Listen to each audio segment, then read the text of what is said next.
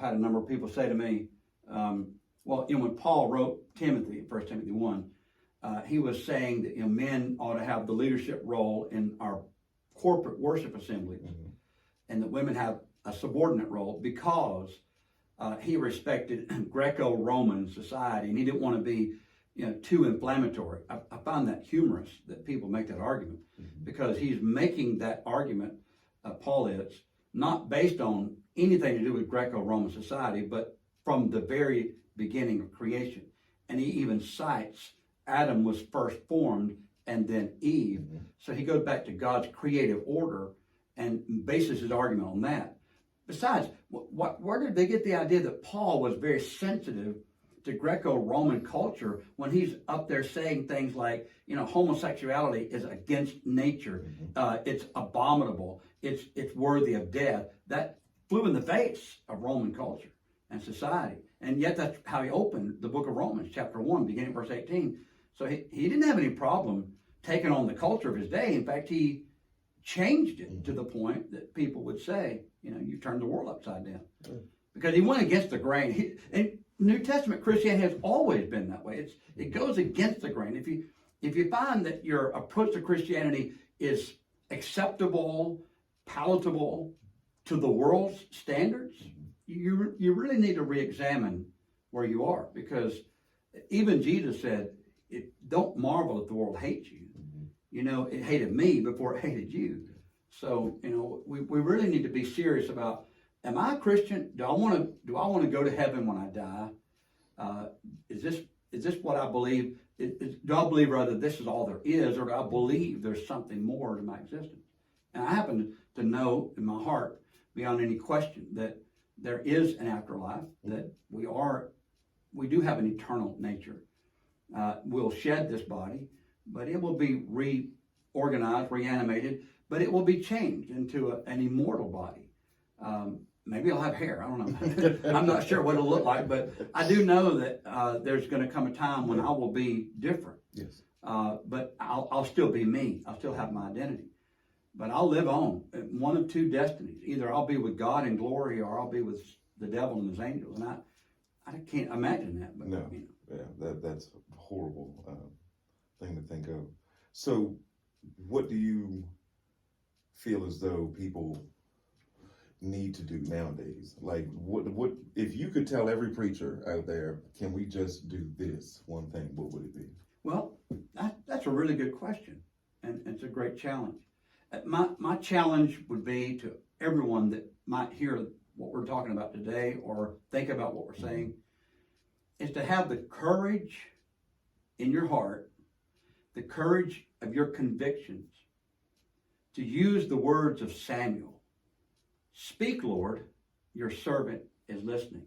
And what I mean by that is to have the courage to say, I believed a certain thing, a certain way, my whole life. My family believed it. In fact, it's my family's religion. It's our tradition. Okay, but is it the will of God? Is this in keeping with what the Bible says? Again, I know in the back of people's mind they're saying, yeah, but you're going to read this Bible and you're going to walk away with this interpretation, and someone else is going to read the same text. They're going to draw a different conclusion. I know that's a very popular view, but I don't accept it, because it's really a cop-out.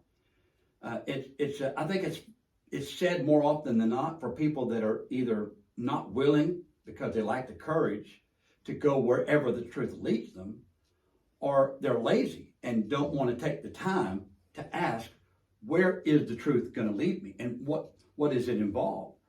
But if we have the courage and the discipline to just take this book, we're going to realize something, Carol, and that is God has but one people on the earth, and He has given to them but one book to guide them. He didn't give a message to me and my group and a message to you and your group. He just gave one message. So if we're seeing it differently, it suggests that either we're both wrong, or one of us is right, one of us is wrong, but we can't both be right if we're saying, for example, you mentioned, the question of, when did we start letting, women take, leadership role in the church? Well, that's a good question, but I guess that would depend on which particular denomination perhaps you're talking about.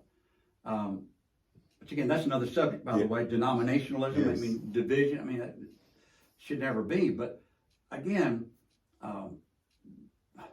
how did we get there?